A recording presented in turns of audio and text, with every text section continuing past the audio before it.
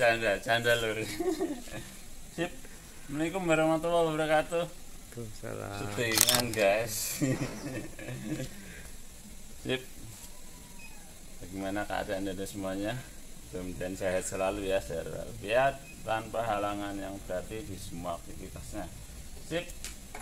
Di depan saya ada sebuah Mitsubishi ya, Mitsubishi Lancer Evo 3 biasa orang kita menyebutnya ya.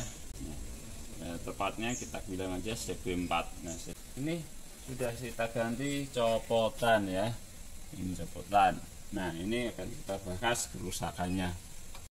Bodi ini saya ganti, yaitu idlenya nggak teratur ya, gasnya tinggi, ngaung-ngaung.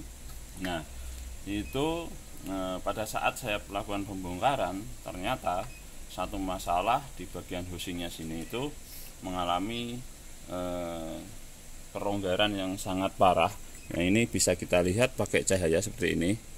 Nih, so kelihatan nggak cahayanya ya? Ini tanpa saya buka gasnya ya. Jadi setelan sudah sampai mentok habis, tapi di sini masih rongganya masih banyak banget. Nah, ini tentu saja akan membuat angin akan masuk menerobos dinding ya, atau rongga di bagian koin ini, koin throttle body ya. Nah, ini rusak, bisa jadi karena usia. Nah, ini kalau ini kayak baret-baret, kayak karat-karat gini lor, jadinya ya intinya banyak angin masuk ya. Karena di throttle body ini hanya pengaturan angin saja, berapa angin yang masuk, nanti RPM-nya akan semakin besar, seperti itu pada prinsipnya. Nah, itu nanti diolah lagi berapa angin yang masuk, berapa bahan bakar yang masuk, itu tentunya nanti diolah pakai ECU ya. Nah, sistem kerja throttle body ini sendiri hanya membuka angin. Nah, di sini ada TPS atau throttle position sensor yang mengatur berapa bensin bukaannya ya pada saat pedal gas diinjak seperti ini. Ini akan mengikuti.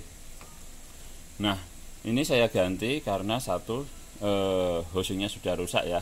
Ini bisa kita lakukan penggantian koin, tapi karena saya housingnya ini sudah rusak, ya mau gimana lagi, kita diskusi dengan pemilik mobilnya dan minta diganti saja. Nah, kalau tanpa penggantian bagaimana? Bisa aja. Kita biasanya melakukan pakai lem aja ya. Jadi ada dua sisi yang perlu kita lem, karena mainnya kan seperti ini ya. Mainnya seperti ini. Karena angin itu menerobos masuk melalui rongga, ini kita lem dari sini. Lem atau gasket ya, lem dari sini, yang satu dari sini. Nah, ini karena akan menutup ke sini ya. Dan yang satu kita lem dari belakang, yang bagian sininya kita lem. Nah, itu juga bisa menjadi opsi sendiri. Nah, ini untuk ininya, ini namanya SCV, ini SCV servo. Nah, ini saya ganti juga karena sini sudah nggak gerak ya. Jadi ini kalau kita kontak on, itu akan bunyi. Kalau mobilnya ya, mobil kalian itu di kontak on ada bunyi krek. Nah, itu akan berfungsi motor ini. Motor akan maju menekan pilot ini. Ini pilot, ini sudah saya lem karena kemarin ini pecah ya, ini pecah dan gasnya itu bukanya tinggi. Nah, itu menjadi suplai angin juga di sini ya. Jadi ini kita lem, akhirnya kita akalin. Dan ternyata ya kembali lagi ke pemilik mobil minta diganti. Nah, ini kenapa harus saya ganti? Karena ini yang nggak gerak ya. Kalau di kontak on androidnya benar ser ya. Kalau nggak gerak mau apa lagi ya. Kalau misalkan ini masih bisa gerak, masih gerak, mungkin ada part yang lebih murah, yaitu pembelian kit servonya ya. Kit servonya seperti ini. Ini 1 2 ya, 3 ya, ini 3. Ini ada gear magnet, ini gear magnetnya juga udah runcing. Gear seperti ini juga perlu perawatan ya. Ini perlu perawatan, mungkin bisa dicuci, dilumasin. Nah, untuk grease-nya pun saya sarankan grease khusus plastik, jadi tidak merusak material plastik itu sendiri dalam jangka waktu yang panjang ya. Nah, ini ada pernya ya. Terus lagi di sini ada vakum bimental sebelah sini ya. Kalau yang sebelah ini adalah angin masuk dan keluar. Sebentar kita pasang dulu yang masuk yang mana, yang keluar yang mana.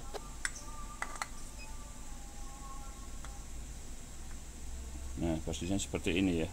Jadi ini masuk, ini keluar. Ini untuk pengaturan idle servo ini ya. Nah, di luar itu ada pengaturan idle pada saat dingin. Nah, ini namanya vakum bimental. Vakum bimental ini yang bekerja menaikkan RPM pada saat mesin dingin ya. Ini kan dialirin air nih, alirin air.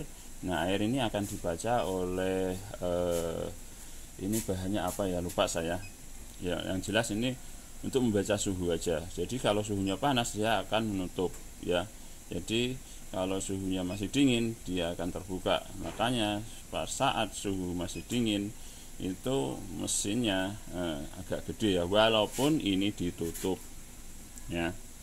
Ini saya tutup rapat dan ini masih bisa idle ya, artinya pagi itu masih bisa naik untuk RPM nya ya. Paling itu aja ya untuk penyetelan belum kita bahas. Untuk idle-nya seperti ini, penyetelan idle-nya ini bukan penyetelan angin ya, sebenarnya penyetelan idle. Jadi banyak juga yang beranggapan bahwa ini setelan pencampuran bahan bakar. Untuk di Lancer Evo 3 ini atau CB4 atau CB5 ya atau CK itu untuk setelan pencampuran bahan bakarnya itu diatur oleh AFR ya. Ini AFR namanya di sini. Nanti kita bikin video aja sekalian untuk penyetelan AFR ya. Nah, ini hanya penyetelan lamsam aja idle. Jadi sini ada obeng. Kalau aslinya ini plastik, ini sudah nggak asli ya. Ini sudah nggak asli. Kalau aslinya plastik. Jadi kalau mau menaikkan RPM itu tinggal diputar ke kiri. Maka angin akan besar lewat sini ya. Angin akan semakin besar masuk lewat sini dan keluar lewat sini ya. Keluar lewat sini. Nah, itu akan menambahkan RPM kalau diputar ke kiri atau berlawanan dengan arah jarum jam. Sebaliknya kalau kita mengencangkan atau searah dengan jarum jam seperti ini, itu akan memperkecil ruang di bagian udara yang masuk ini ya. Dan itu akan memperkecil juga RPM. Lagi ya, untuk naiknya RPM pada saat AC sama ya, diatur oleh servo itu ya. Servo itu ya. Jadi kalau saat AC on itu kan RPM agak sedikit naik, itu diatur oleh servo itu atau USG sip. Dari saya ya, mohon maaf kalau ada kekurangan, kalau ada yang salah mohon dibenarkan, boleh ditulis di komentar karena itu akan menjadi ilmu yang sangat berarti sekali buat saya pribadi.